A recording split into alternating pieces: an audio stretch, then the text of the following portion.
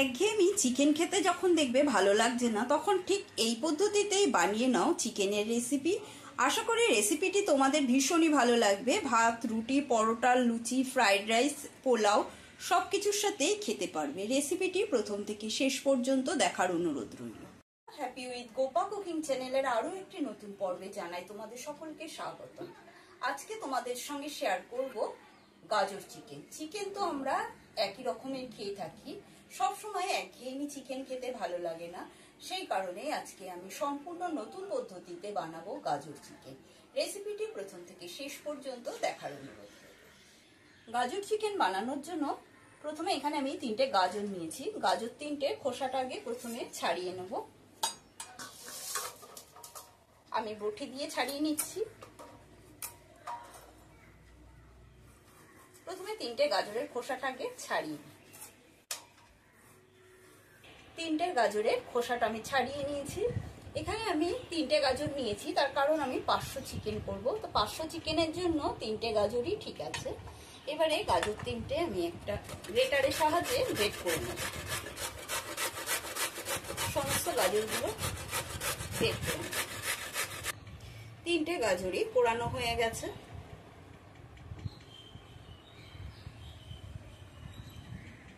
এবারে রান্নাটা শুরু করা যাক। এখানে নিয়েছি 500 গ্রাম চিকেন। চিকেনটা ভালো করে ধুয়ে নিয়েছি। এখানে একটা মিক্সার জার নিয়েছি। এবারে মিক্সার জারের মধ্যে কুড়িয়ে নেওয়া গাজরটা দিয়ে দেব। কুড়িয়ে নেওয়া গাজরটা দিয়ে গাজরটা পেস্ট করে নিতে হবে।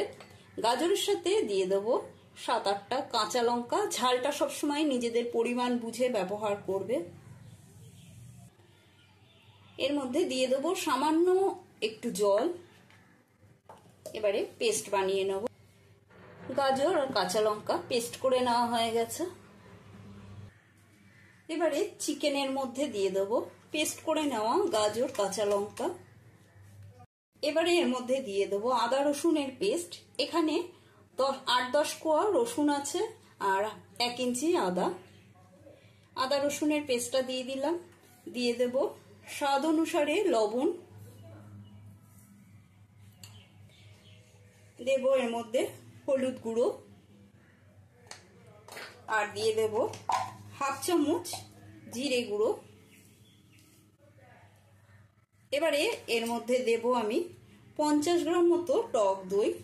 টক দইটা একটা কাঁটা চামচের সাহায্যে একটু ভালো করে ফেটিয়ে নেব। ফেটিয়ে নেওয়া টক দইটা দিয়ে দিলাম। আর দিয়ে দেবো সর্ষের তেল। সমস্ত উপকরণ দিয়ে ভালো করে হাত দিয়ে মেখে ম্যারিনেট করে নেব। এবারে ঢাকা বন্ধ করে 1 ঘন্টার জন্য রেখে দেব। যতক্ষণ ম্যারিনেট করে রাখবে খেতে কিন্তু ততটাই টেস্ট হবে। পেঁয়াজ কুচি করে কেটে নিয়েছি। গ্যাসে একটা কড়াই বসিয়েছি। কড়াইটা ভালো করে গরম করে নিয়েছি। এবার গরম কড়াইয়ের মধ্যে দিয়ে দিলাম কিছুটা সর্ষের তেল। ফোড়ন দেওয়ার জন্য নিয়েছি এখানে 2টো তেজপাতা, একটা নিয়েছি স্টার অ্যানিস, একটা বড় এলাচ নিয়েছি, 2টো ছোট এলাচ, লবঙ্গ, দারচিনি। তেলটা গরম হয়ে গেলে ফোড়নটার মধ্যে দিয়ে দেবো। ফোড়ন হয়ে গেলে এর মধ্যে আমি দিয়ে দিচ্ছি সামান্য চিনি। চিনিটা দিলে রান্নার কালারটা বেশ সুন্দর হয়, সেই জন্য দিলাম। এবারে এর মধ্যে দিয়ে দেবো কুচিয়ে নেওয়া পেঁয়াজগুলো। সমস্ত পেঁয়াজ দিয়ে পেঁয়াজটা ভেজে নেব। আর পেঁয়াজটা নরম হওয়ার জন্য দিয়ে দেবো লবণ। এবারে পেঁয়াজটা হাই স্টিমে ভেজে নিতে হবে।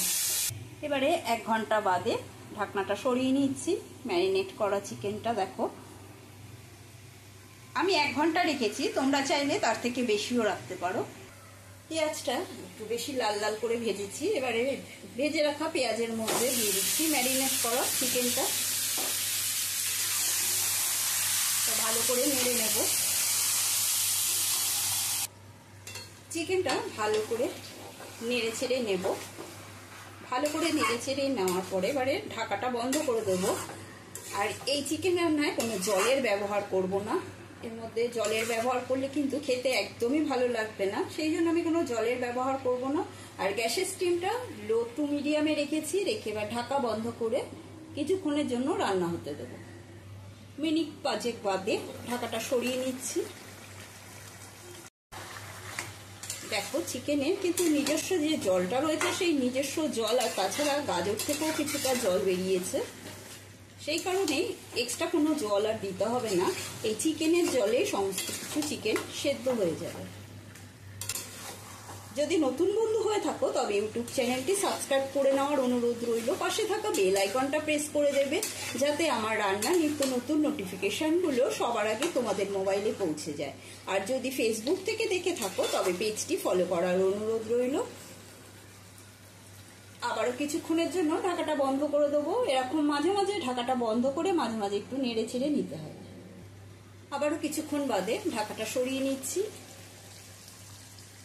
এত সুন্দর গন্ধটা বেরিয়েছে, ভীষণই সুন্দর গন্ধ বেরিয়েছে। আর এই দেখো ওপরে তেলটা ভেসে এসেছে, মোটামুটি কষানো হয়ে গেছে। এবারে আমি এর ওপর থেকে দিয়ে দিচ্ছি একটা কাঁচা লঙ্কা চেরা দিয়ে দিলাম। এই গাজর চিকেনটা আমি আমার এক দিদির থেকে শিখেছি, তার বাড়িতে আমি খেয়েছিলাম প্রথমে, খেয়ে দেখি এতটাই ভালো লেগেছে। এটা তোমরা ভাত, রুটি, পরোটা, ফ্রাইড রাইস, পোলাও সব কিছুর সাথেই খেতে পারবে। ভীষণই অপূর্ব হয় এই রেসিপিটি। একঘেয়েমি চিকেন খেতে তো সবসময় ভালো লাগে না, মনে হয় না সবসময় একটু নিত্য নতুন কিছু বানাই, সেই কারণেই আজকে আমি তোমাদের জন্য এই রেসিপিটি বানালাম। এবারে এর ওপর থেকে আমি দিয়ে দেবো কিছুটা কসুরি মেথি, গুঁড়ো করে নিয়েছি, দিয়ে দিলাম কসুরি মেথি। এটা অপশনাল, তোমাদের পছন্দ হলে দেবে, না দিলেও চলবে। দিয়ে দিচ্ছি কিছুটা ধনেপাতা কুচি। আর ওপর থেকে দিয়ে দেবো কিছুটা গাজর পোড়ানো। গাজরটা দেওয়ার পরে এবারে ঢাকাটা বন্ধ করে দিলাম কিছুক্ষণের জন্য, আর গ্যাসের স্টিমটা লোতে রেখেছি। আজকের মতো দারুণ সুস্বাদু গাজর চিকেন রেসিপিটি কমপ্লিট হলো। আশা করি রেসিপিটি তোমাদের প্রত্যেকেরই ভালো লেগেছে। ভালো লাগলে প্রত্যেকবারের মতো কমেন্ট করে আমাকে জানাবে, লাইক দিয়ে দেবে, আর বেশি বেশি করে শেয়ার করবে। আর বাড়িতে এটি বানিয়ে খাবে, নিজে খাবে, পরিবারের সকলকে খাওয়াবে। আজকের মতন এই পর্যন্ত। আবারও কোনো নতুন রেসিপি নিয়ে হাজির হব। সুস্থ থাকবে, ভালো থাকবে, ধন্যবাদ।